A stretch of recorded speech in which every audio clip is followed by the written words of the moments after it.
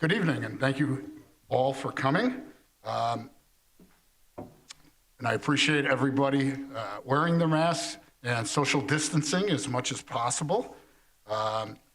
Again, the video of this meeting is being broadcast on cable television, YouTube, and also available on Facebook and posted to the Village webpage.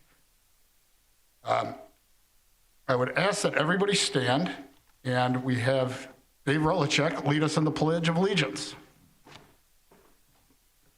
Thank you, sir. I'd be honored.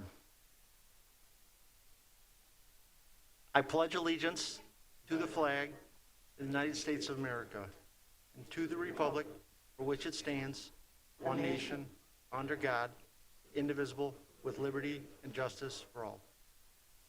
Thank you.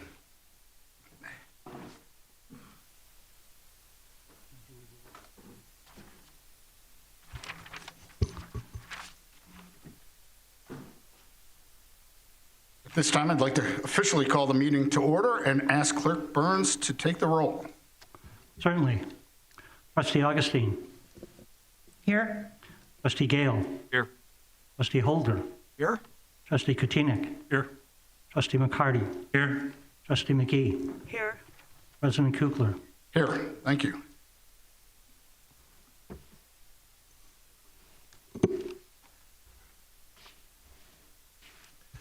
It's my pleasure to announce that due to the retirement of Deputy Chief Andy Peters in May, there was a vacancy created in the rank of Deputy Chief in our police department.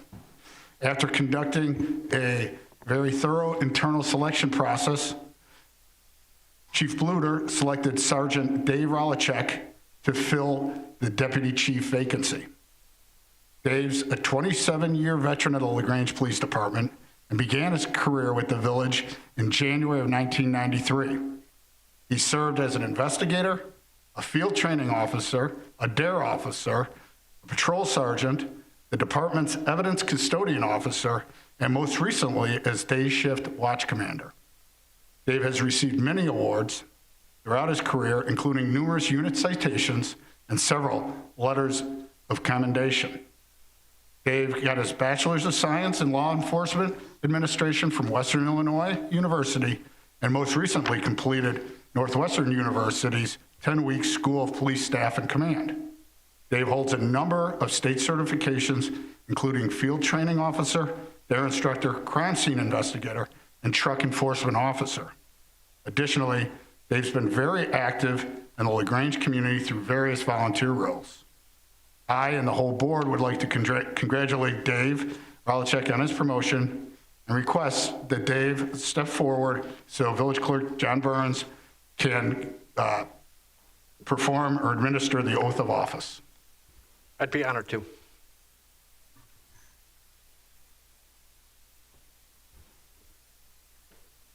Dave, if you would repeat after me.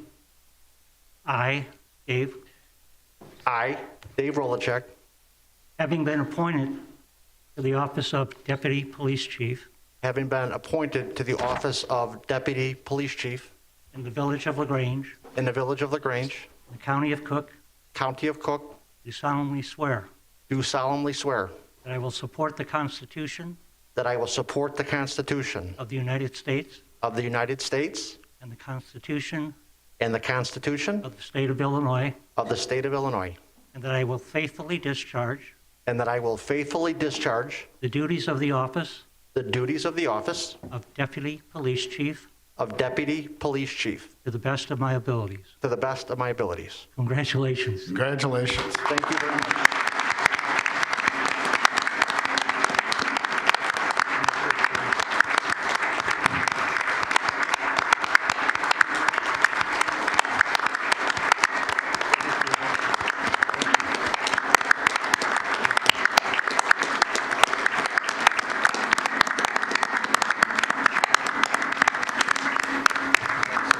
Thank you. Thank you, everyone. Thank you. Thank you. Thank you. Thanks, Terry. Thanks, Kirk. Thank you.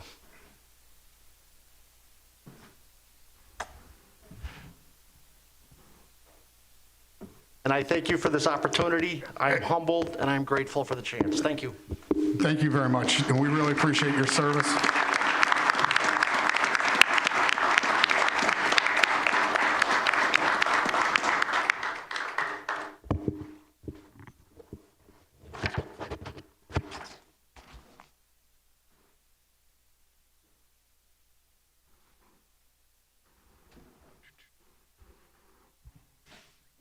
At this time, I would ask if Trustee Holder could provide a report from the Grange Hospital regarding any COVID updates.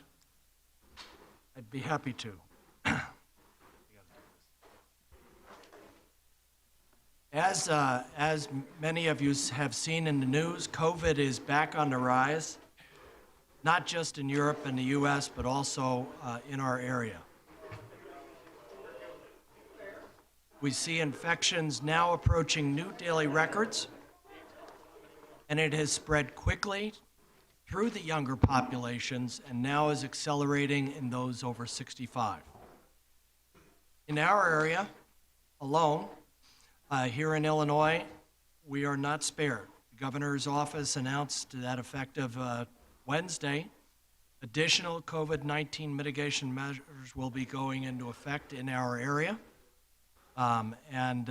Because we've had 8 consecutive days of increases in test positivity and 7 days of increased hospital admissions, making us the first region in the state to meet the metrics for additional mitigations this way. So please, ladies and gentlemen, as LaGrange sees increases, so does the hospital. Hospital has now a growing number of cases, 11 positive at LaGrange Memorial Hospital, 14 that are under observation. And lest you think that this is not the killer that we have all read about, the red ribbons that you see on trees in our area are for Michael Lang, an 18-year-old college freshman that died last week from COVID-19. So please, ladies and gentlemen, if you think you've been exposed or believe you have symptoms, call your doctor. Or if it's less serious at that time, go online and use the CDC's excellent Q&A guide. It can walk you through the steps and give you the recommendations. It's very, very well done in my opinion. And also, you can eliminate one key variable by getting flu shots. I know a lot of people never get flu shots. This is a year that you want to do that so you can eliminate at least one potential from your area of fears with regard to COVID-19. So please, be vigilant. Halloween is coming. Be smart. And remember, it's not about you as much as it is everyone that you come in contact with, including the little kids that want to have your candy. So please be careful. Thank you. Thank you, Trustee Holder. And as Trustee Holder said, as the village board and the village as a whole, we would like to extend our condolences to the Lang family. Michael was taken way too soon. He was a wonderful son, brother, and a friend to so many in the village and the neighboring villages. The family will remain in our thoughts and prayers. Again, as Trustee Holder said, COVID numbers have continued to go up.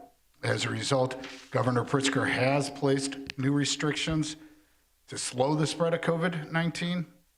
And our region is one, suburban Cook County, that will go in effect starting on Wednesday. The positivity rates, the new mitigation plan go into effect because the positivity rates averaged greater than or equal to 8% for 3 consecutive days. Also qualifying was that the region experienced a sustained increase in the positivity rate and hospital admissions. The governor's office announced that the Region 10 mitigation will begin on Wednesday. We've had 8 consecutive days of increase in positivity and 7 days of increase in hospital admissions. If the positivity rate in our region, which is suburban Cook County, Region 10, averages less than or equal to 6.5% over a 3-day period, And there is a decrease in hospital admissions for COVID-19-like illnesses over a 3-day period, and a 3-day rolling averages of ICU bed availability and medical and surgical bed availability is greater than or equal to 20% over a 7-day period. The region will return to the Phase 4 mitigation under the Restore Illinois plan. Conversely, if the average positivity rate continues to increase over 7 out of 10 days and the hospital admissions for COVID-19-like illnesses continue to increase for 7 out of the 10 days, more stringent mitigation can be applied. If the metrics remain stable, the region will remain and continue to be monitored with the current mitigation. The current mitigation rules provide that restaurants will not be allowed to provide indoor dining effective Wednesday at 12:01 a.m., and gatherings have also been reduced from 50 people to 25. It's real important that our businesses and our residents follow these guidelines, but it's also important that our residents continue to support the businesses. It's obviously an incredibly challenging time for them, and they're going to need our support. We, as the village board, continue to urge all residents to wear face coverings, to wash your hands, to watch your distance. Again, to go to our restaurants for takeout or outdoor dining if we get a little bit of a break in the weather. Our restaurants, most of them, will be open for delivery and carryout, and it's appreciated. Halloween will continue to go on, and since it's the month of October, we in LaGrange call it Skeletober. Please visit www.skeletober.com for information about our skeleton scavenger hunt and find out more about drawings and prizes that we have. Trick-or-treating again will be this Saturday, the 31st, and the hours are 3 to 7. LaGrange, along with our neighboring communities, have issued trick-or-treat guidelines, and they're based on the Illinois Department of Public Health and Center for Disease Control and Prevention. They're available on our webpage. After Halloween, please consider composting your pumpkins at the Pumpkin Smash 2020. Green Your Halloween, held on Saturday, November 7th, from 10 to noon at the LaGrange Park Department of Public Works. That's at 937 Barnesdale Road. The program sponsored jointly by the LaGrange Environmental Quality Commission and the LaGrange Park Sustainability Commission. Almost immediately after Halloween, we're going to be quickly transitioning into the holiday spirit, and LaGrange delivers holiday wishes this year with expanded lighting, festive experiences, and curated retail promotions. The Village and the LaGrange Business Association have developed safe and exciting opportunities to support businesses this season. And again, these will be going on even with the mitigation in place. Please look for Facebook Live shopping events starting November 5th and the LaGrange Holiday Digital Wish Book, which is launching on November 10th. For the third year, the small businesses in LaGrange will host a flash sale on Small Business Saturday, November 28th. From 10 to 3, there will be special offers and sales from merchants. There will also be a virtual tree lighting ceremony that will take place on November 28th through a Facebook live stream on the LaGrange, Illinois Facebook page. Special, oversized aluminum lighting displays will provide perfect opportunities for your holiday photos and showcase LaGrange as a must-see holiday destination. Festive window displays will transform the storefront windows for families beginning November 28th and lasting through the season. Santa will arrive in LaGrange at the bank, at First National Bank with LaGrange on December 5th, and Princess Elsa and Olaf the Frozen will greet vehicles driving by the Stone Avenue train station. Again, please download the LGB app on your Apple and Android devices or visit lagrangedelivers.com or lagrangeevents.com/holiday for more information. Last week, I had the privilege at speaking at the annual Grange Business Association State of LaGrange event. The event included a panel of other community leaders, such as Nick Duback of Duback Electrical Group, one of the sponsors for the LaGrange light display. His company is the manufacturer of Utherm X, the thermal scanner that he's sold to businesses nationwide, as well as some stadiums that can take temperature for people as they're just walking through a doorway or entering into a stadium. It's very exciting. Also, part of the speakers was Nora Devine. Nora is an expert tax appeal attorney with the Devine Law Group. We discussed the importance of continuing to support our valued businesses at this difficult time and different ways that business and government can work together to get through it. It was an excellent event, and it's also streaming on Facebook and available online. I also had the opportunity to meet with Marie Newman. She's the candidate for the Illinois 3rd Congressional District. The meeting was with the police chief and the fire chief, and it gave us the opportunity to express to Marie, who's a resident and knows this already, but so much of our needs, our financial needs, due to need for COVID-19 funding. We have significant infrastructure needs, public safety needs, and needs for additional grants. And Marie was very receptive and understanding of our position, so we appreciate her making the time to meet with us. At this time, is there a village manager report? Thank you, Mr. President. The village has been notified that those residents who reside in the 43rd precinct have had a change in polling place for the November 3rd, 2020 presidential election. Residents who previously voted at St. John's Lutheran Church will now be polling at Lyons Township High School, 100 South Brainerd Avenue in LaGrange. Residents may still register to vote in person at one of the 6 Cook County Courthouse locations or an early voting location.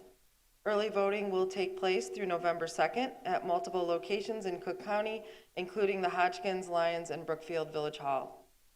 Any registered suburban Cook County voter may also request a mail-in ballot online at the Cook County Clerk's office. The deadline to apply is October 29th. Applications for a mail ballot are also available at the Village Hall. Drop boxes for mail-in ballots are located at over 50 early voting sites, and voters can drop off their completed mail-in ballots from 8:30 a.m. to 7 p.m. Monday through Friday and 9 to 5 on weekends. Additional information regarding all of the things that I've just discussed are available on the county's website, www.cookcountyclerk.com, or by calling 312-603-0906. We also have a lot of this information available on our website. Finally, the Village Hall will be closed on Wednesday, November 11th for the Veterans Day holiday. Regular office hours will resume on Thursday, November 12th. As always, a full complement of public safety personnel will be on call to respond to emergencies.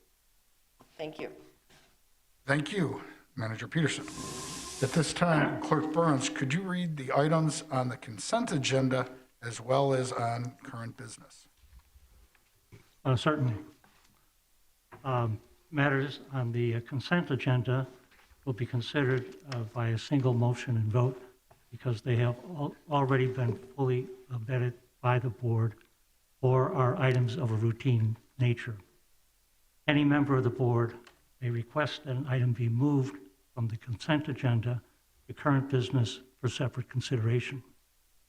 There are 2 items on the consent agenda. Item A, minutes of the Village of LaGrange Village Board of Trustees regular meeting, Monday, October 12, 2020. Item B, consolidated voucher 210026.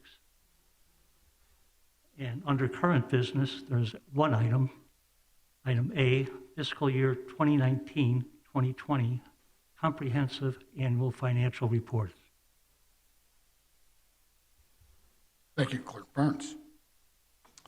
At this time, is there anyone in the audience that has comments on items that are on the agenda? Seeing none. Andre, do we have any written comments? No comments were received, Mr. President. Thanks. At this time, I would entertain a motion on the consent agenda in a I second. move that we accept the consent agenda as presented. Thank you, trustees. At this time, Beth? Yes, thank you, President Kugler. As I've previously stated, I recuse myself from voting agenda items on the voucher related to the village prosecutor. Thank you. Before we call for a vote, any comments or questions? Seeing none, Clerk Burns, could you please call a roll call vote? My pleasure. Trustee McGee. Trustee McCarty. Aye. Trustee Katina. Aye. Trustee Holder. Aye. Trustee Gale. Aye. Trustee Augustine. Aye. And the items on the consent agenda pass unanimously. At this time, we have the one item for our consideration as well as consideration to the public, and that's the 2019-2020 Comprehensive Annual Financial Report. And if I could, I'd like to refer those to Trustee McGee. Thank you, Mr.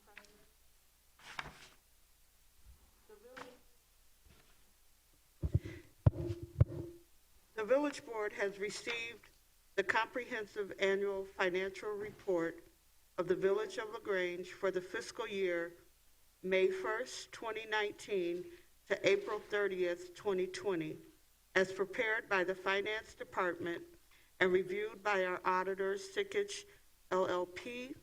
Sikich has rendered an unmodified or clean opinion for the Village of LaGrange, stating that the financial statements present fairly in all material respects, the financial position of the village and results of its operations as of April 30th, 2020. The unmodified opinion of Sikich also reflects that the village's financial statements are prepared and presented in conformity with general accepted accounting principles. Also included is the auditor's communication to the village board, which includes the following documents. Required communication, a letter from the auditors dated September 4th, 2020, which is the last day of their field work, reflecting the end of the audit engagement regarding certain professional auditing standards requiring specific matters be communicated to the village board, including the limited audit scope related to the required supplementary information section within the CAFR. No new accounting policies were adopted and the application of existing policies was not changed. All material accounting estimates were reasonable. Misstatements, year-end adjusting journal entries were corrected, and there were no difficulties or disagreements with management during the course of the audit. None of the misstatements detected as a result of audit procedures were material, either individually or in the aggregate to the financial statements as a whole. Misstatements typically reflect year-end adjusting journal entries prepared by the village but not posted until after the auditors have stated the audit process. Number 2, management letter. Auditing standards also requires communication to the village board regarding certain matters that are opportunities for strengthening internal controls and operational efficiencies. The fiscal year 2019 to 2020 management letter reports that there were no findings of material weaknesses involving the village's internal controls. The management letter noted the following. The management letter identified several upcoming accounting pronouncements which will need to be implemented in subsequent comprehensive annual financial report. Factoring in the fiscal year 2019 to 2020 surplus of approximately $228,000, the general fund's reserve balance at fiscal year end is $9.7 million, or 60.1% of annual operating expenditures, which is within the village's targeted reserve range. However, as previously reported, current projections related to the COVID-19 pandemic estimates a decrease in general fund revenues of approximately $750,000 in the fiscal year 2020 to 2021. This number may be higher or lower depending on the severity and duration of the economic impact from the virus, especially as it relates to local sales taxes. We have previously identified short and longer-term plans to reduce expenditures as may be necessary in order to offset the financial impact resulting from COVID-19 virus, while maintaining current operations and staffing as much as possible. However, in the interim, the village may need to utilize these reserve funds in order to maintain operations during these difficult and challenging times. It is specifically for reasons such as this that the village has worked very hard to build and maintain reserves so as not to have to rely on drastic operational reductions or short-term borrowing. It should be noted, however, that because we have identified our reserve balances as contingency funding for identified future sewer improvement projects, use of our reserves to manage the revenue losses from the crisis are recommended to be considered only if necessary. The village will also continue to seek reimbursement and financial assistance from federal and state government sources such as CARES, FEMA, and etc. We are pleased to have Mr. Dan Berg, a partner with Sikich, in attendance tonight to present a brief overview of the audit report and to answer any questions you may have.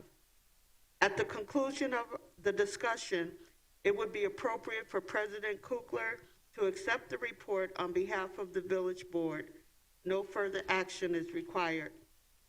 At this time, I would like to ask Mr. Berg to present the audit and address any questions for the village board.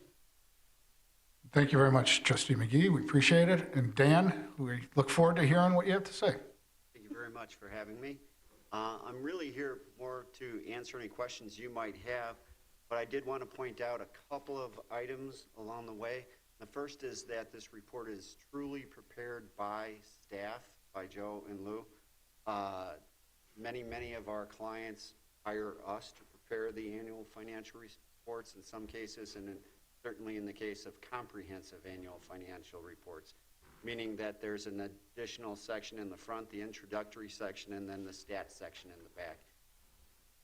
Because this is prepared almost entirely by staff, the only part of the report that's truly ours is the opinion, which Trustee McGee stated correctly that it's a clean opinion, unmodified, best opinion we're allowed to give. So congratulations once again. It's the opinion you've become accustomed to receiving with your annual audit. It's also ready for the GFOA, Government Finance Officers Association, to be submitted for the Certificate of Excellence in Financial Reporting. Another achievement that the board has been accustomed to receiving, the village has been accustomed to receiving.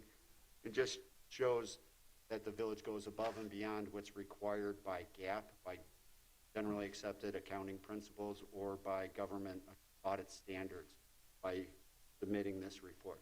So with that, happy to answer any questions. I also did want to point out that this is the first time I'm in the building this year. We did our audit completely off-site. We did the preliminary field work near the end of March, right after the lockdown. So I want to thank especially Joe and Lou for getting us all the materials we needed to get online. We have a portal which we hope makes it relatively simple to upload items that we find necessary for the audit process, but the village had to scan a lot of invoices and a lot of cash receipts and send us a lot of bank statements and investment reports, et cetera, and give us access to all of those. And a lot more work to do it that way for staff, and a little bit more work for our staff as well. The question and answer process, where we'd walk down the hall normally and ask, takes a little longer, because first we have to go through everything that was uploaded, figure out what our questions are, send them back, and by that time staff has moved on to 87 other things. So it's a little more disruptive than an audit usually is, which is saying something. So again, thank you, and and we're happy to answer any questions you might have regarding the process or the work product you have in front of you. Thank you. And Trustee Kutinek. Thank you, President Kukler, and thank you, Mr. Berg. So I have a couple questions. The first one is directed towards Lou, and then I'll bounce around a little bit. Lou, we talked about projected revenues being down this fiscal year about $750,000 as a result of COVID. How is that number determined? Is that based on a current run rate to date? And is that predominantly from lower sales and retail tax? Sure, yeah. We've used our early projections, what those final numbers make. Predominantly, you're seeing recent sales tax earlier on, although that has gotten better for us over the last couple of months. We're actually seeing sales approximately where we were at this time of year. So, although we're obviously in stage now with Cook County, so we don't really have any further estimates at this time regarding sales tax. We also use the Illinois Municipal League projections for state sales tax, or I'm sorry, for state shared revenues. They've had some projections for income tax, local use tax, and as well as our corporate personal property replacement tax. Those are all coming in about 10 to 15% less than what we had expected. The other big factor that we're looking at is our interest because of the pandemic, what that has done to interest rates, which basically brought things down to. So right now we're still looking at a revenue reduction of probably somewhere between $750,000, $850,000, somewhere in that range. That's still our best estimate at this time, but we'll watch revenues as they continue the course of the year, and we'll report back to the board as. Great, thank you. So the next question, Lou or Andre, I'm not sure who best to answer this, but in the report that Trustee McGee mentioned was the state and federal assistance through FEMA CARES. I know we had some potential opportunity with Cook County, but can you talk a little bit about any funds that we have received or that may be available to us, and roughly what is that amount? Anything that could potentially offset the 750 deficit that we're seeing? Sure. Through the CARES Act funding that we've received through Cook County, we were allocated approximately $209,000 to help offset some of our COVID-related expenditures. We have applied for those funds. We expect to receive that full amount. And we also are applying for reimbursement through FEMA for other COVID-related expenses. Probably not going to see quite as much funding coming from that source. The CARES Act was primarily allowing us to reimburse ourselves related to public safety and public health. The FEMA program allowed us to apply for reimbursements for actual hard costs, some of our people. FEMA reimburses on a 75-25% basis. We're probably going to be looking at getting reimbursement of somewhere between $15,000 and $5,000 from. So overall, we're looking at about a $250,000 reimbursement. Our cost that we. Right, thank you, Lou. The next question, Mr. Berg, I'll ask this to you. In terms of internal controls within the organization, obviously this is a small staff, and I know from professional experience, the smaller the staff, the harder it is to get separation of duties and so forth. From your experience, looking at a village this size and other villages or organizations of similar sizes that you see, how would you describe our internal controls and how they're managed? We did not have any findings in our management letter in the past several years. We see adequate segregation of duties and multiple reviews during almost, I should say, every transaction cycle, be it cash receipting, cash disbursements, water sewer billing, even the biggest, one of the biggest ones for us is, of course, monthly reconciliation of cash, et cetera, the general ledger in general, as well as a second set of eyes on any adjusting journal entry that's made to the financial statements or to the general ledger, where perhaps management override of management oversight could happen. And with one looking at the other's work, there's adequate segregation of duties. Okay, thank you, Mr. Berg. And then my final point, to the unsung hero, Joe and Lou, you continue to do an excellent job. Again, I personally know that going through an audit is not an easy experience, but you guys have this down to a science. It's a lot of work involved, a lot of attention to detail. So on behalf of the board, I think I speak for everyone, really appreciate the hard work, the long hours that you guys put in, the professionalism, and to get an unqualified clean opinion as we have this year, as we have in the past, is a testament to that work. So thank you again for all your efforts. Thank you. Thank you, Trustee Kutin. Yes. I think this is for you, Dan. The management letter identified several upcoming accounting pronouncements which will need to be implemented. And I'm curious if you and or Lou feel these are material, and if so, in what fashion?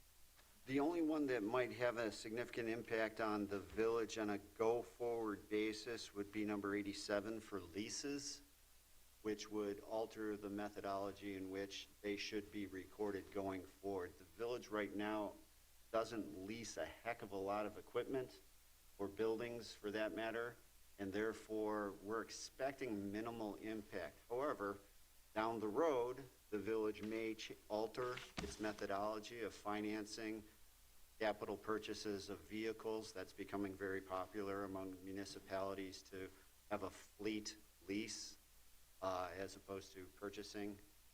And actually, I have a number of clients that have leased large purchases, what normally would be purchases such as fire trucks. So that we would alter the way we require the village to record those. So it'd be basically a capital lease going forward, very little operating leases. And so we'd have to put an asset on the books and the liability. And is that a GASB change, or? Yes. Oh, it is. And that follows FASB, went about that a few years ago, and the GASB is kind of playing catch-up on that particular. Okay. And this second one, I guess, is for both of you, but kind of scares me. You know, the fact that we have a fiscal, we have a surplus this fiscal year of 228, and a reserve balance, which we've worked very, very hard to get up to now 60% of our annual operating expenditures. With all the crazy things that are being threatened out of Springfield, if this, I hesitate to call it fair tax because it certainly isn't, it's passed, can they see this? And is this a target for Springfield, for those of us that have actually achieved some level of liquidity versus some of the folks that haven't? Could they see our reserve balances? Can they see it and come get it? Can they tax us and, you know, other municipalities that have clawed our way back through austerity measures and through a good fiscal management, that we've been able to create some of these reserves so that we can invest in some of the things in our village that we have to? Are these at risk of being taken by Springfield if they need the money? They're public documents, so certainly are able to be by the public. Whether they can directly access those reserve funds, I would say that is no. However, they could withhold revenues that are previously been contributed to the village, which has allowed us to build up that surplus. So by maintaining or retaining some of those revenues that would normally flow to the village, they could force us to use those reserves. That's something that they've done in the past with income taxes, where 5%. So, but that they can't directly access funds or tax them, not as a government. And when they've done that in the past, do they do it across the board, or are certain financial situations taken advantage of? Most specifically to the income tax, that was done across the board to all municipalities. Those funds were withheld by the state to help balance the. Okay, thank you. Thank you, Trustee Holder. Any other comments? Trustee Augustine. Thank you, President Kukler. I just had one question. I think it's either for Lou or Andre regarding the paragraph that states there continues to be strong interest in LaGrange by new and existing investors alike. In addition, several property owners and business owners continue to look at ways to consolidate their holdings in LaGrange, which means that there may be redevelopment opportunities for the village in the future. The village may need to continue to evaluate its zoning regulations and parking management initiatives to accommodate growth opportunities. I was wondering if you could talk a little bit more about that, what areas you see possibly changing, and anything we should start to look at now. In terms of the opportunities that exist, I think you can see build of sites that have interest, contractors, a couple of development opportunities past that haven't yet. But I think those opportunities always exist. Much like develop. We don't have a lot of opportunities, large parcels that accessible for that kind of a residential development. But I think it's looking at those opportunities. Always take advantage of property that look to be developed. Okay. So are you indicating also then that the fact that the village was written here, the village may need to continue to evaluate its zoning regulations? Is that more of a proactive or a reactive thing that we might do? In other words, is it to allow different types of businesses in certain districts? Right. I think it would be more proactive, looking to see what kind of opportunities exist with the changing environment, our brick and mortar or local development opportunities, trying to get ahead of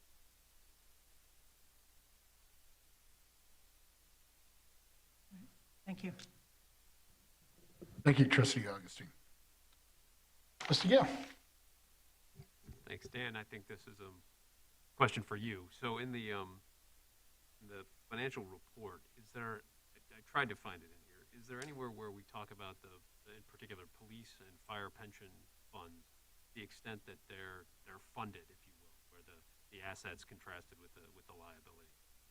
Absolutely. And the tab labeled required supplementary information, we have multi-year schedules for each of the IMRF, the SLEP, Sheriff's Law Enforcement personnel, and then on pages 83, 84, and 85, 86 is a 6-year trend schedule that shows the funding percentage of the police on 83, 84, and then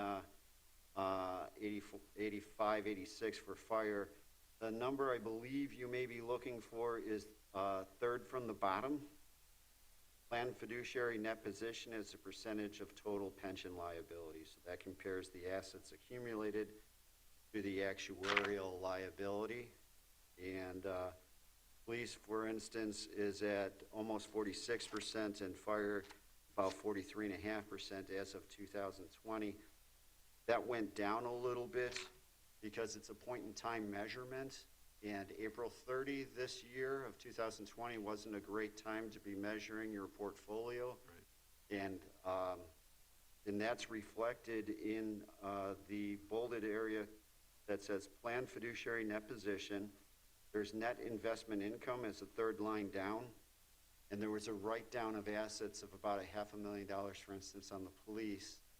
Whereas the prior year, 2019, April 30, 2019, was $1.1 million write-up, investment income, if you will. So that point-in-time measurement is going to have a dramatic impact annually on the value of your investments and therefore the investment income measured as of that date. Great. No, that was exactly what I was looking for. Thank you. Thank you, Trustee Gale. Trustee McCarty. Thank you, President Kukler. I would just like to thank Trustee McGee for wading through this. This is our equivalent of hazing. This is as close as it gets. The new person always has to read this report and try not to fall asleep while they're reading it. Thank you. You did a great job. I think we have a few more coming in the next couple of meetings, so the hazing will continue on. Thank you. Seeing no other comments, I do want to join in thanking Joe. I know you do the lion's share of the work, and Lou, always for your assistance. And Dan, thank you for Sikich, for continuing to be our auditors and the professionalism that they show in working with the village and making sure we keep everything on the straight and narrow. So I would be happy to accept the audit report. Thank you.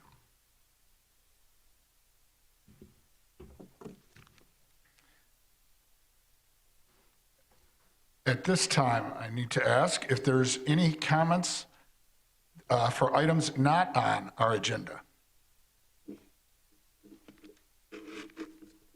Seeing none, I would ask if there's any trustee comments. Trustee Kotinik. Thank you, President Kukler. So 2 quick comments. First, I'd like to congratulate Chief Luter on his excellent choice of the appointment of Dave Ralchek to Deputy Chief.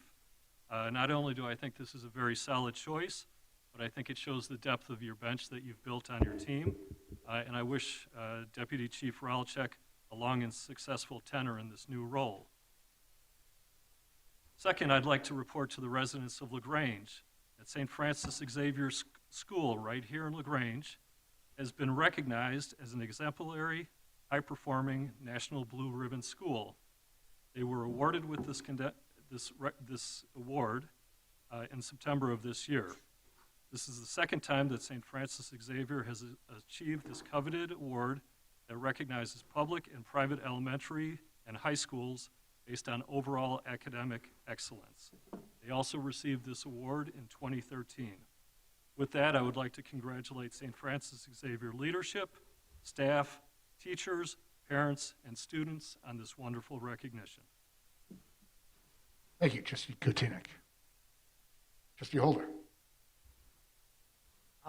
Thank you, President Kukler. I also wanted to congratulate you on that selection. I've known Raleigh a long time.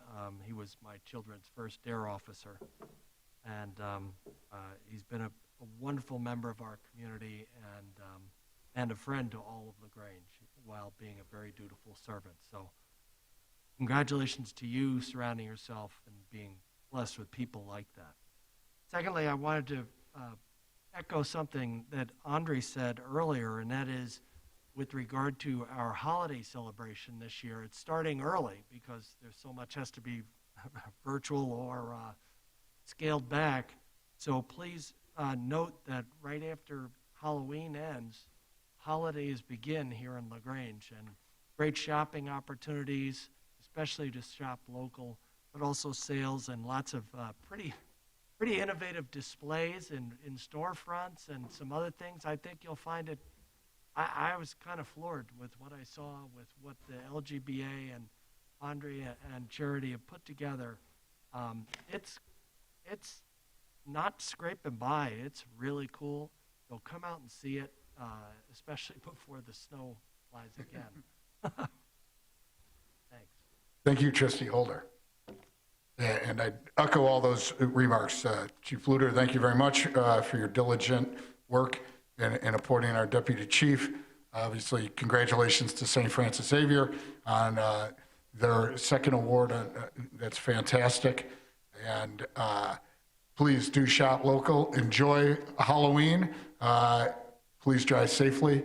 It's dark out there, and there will be people walking the streets. So thanks. Seeing no other trustee comments, I would ask if there's a motion to adjourn. I'll make the motion to adjourn. Second? Thank you. And all in favor? Aye. Any opposed? We can leave. Thank you.